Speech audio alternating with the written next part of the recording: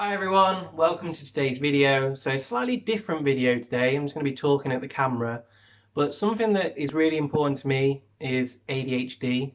So I wanted to talk about why the Nintendo Switch is perfect for anyone who is quite fidgety or actually has been diagnosed with ADHD, and talk about the pros of having a Switch and how it actually might help someone with ADHD to be able to maybe join in with gaming, making friends, and just be able to actually do something that maybe feels a little bit more normal to them if they are quite excluded or they do struggle with maybe some of their social skills. So let's talk about why it's such a great console for anyone with ADHD. So for a lot of people with ADHD, we often struggle to kind of sit still or stay in one place for long periods of time. So obviously the great thing about the Switch is you obviously get the docking station, and simply lifting the console out, and then you're able to carry on gaming, moving around the house, or maybe you just want to change rooms or you want to take it with you for the day. And then again, you've got that option to simply put it back into the dock and you can carry on gaming. So the portability for me is just a massive pro of the Switch. You've obviously got the cheaper option with the Lite, which is just a purely portable console.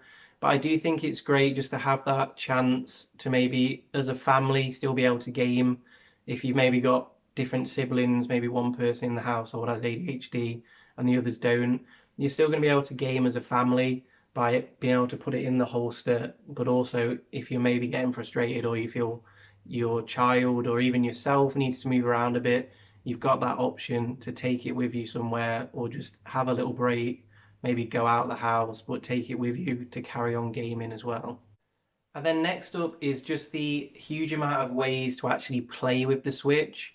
So I use the HoriPad, the SplitPad Pro, which doesn't have motion controls and things like that, or HD Rumble, but it's just a really comfortable controller. It just feels quite nice in my hands, and that's how I normally play in handheld mode.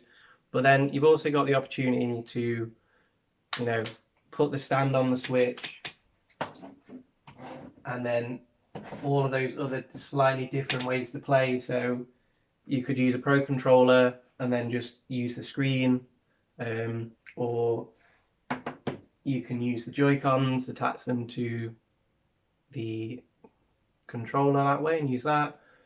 Or if the game's got motion controls, which lucky a lot of games do, you've obviously got the Joy-Cons as well. But then also if you're out and about, you've obviously got that option to turn it into like a little mini controller. So if you want to play two-player, obviously one Joy-Con each, and then you can play in multiplayer mode like that using the screen with the stand. So it's just that huge variety of playing the Switch is such a great way to keep people entertained. If you've had enough of one game, you can obviously maybe just change the game slightly by how you're actually playing. So that's another great benefit of the Switch, is the fact you don't just have one way to play. I mean, I've just named there at least 4 different ways you can play games, so it's another benefit there of having lots of different options of play in the Switch.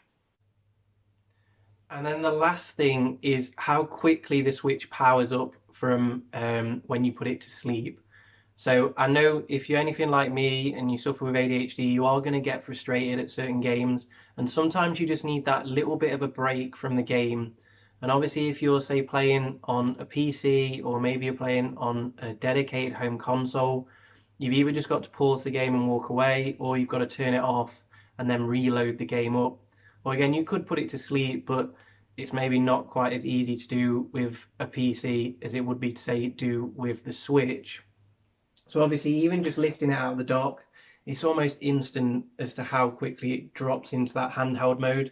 The same way, if I hit that button there, put the game to sleep, and then literally press that power button, it's there almost instantly. It's there back up.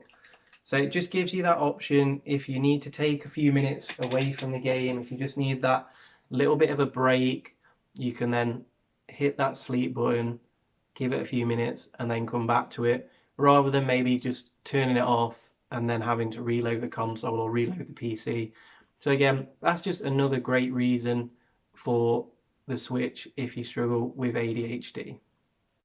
So I really hope this video helped you. I just wanted to list a few of those different ways that maybe if you're struggling with ADHD, how gaming and more importantly how the Switch can actually help you. If you'd like to see some games that are really good to play for people with ADHD, do comment below and I'll make a video talking about various games that you can play that will help you if you struggle with ADHD. But don't forget to like, comment and subscribe to the channel to help this to grow, and I look forward to seeing you in the next video. Thanks a lot for watching, everyone.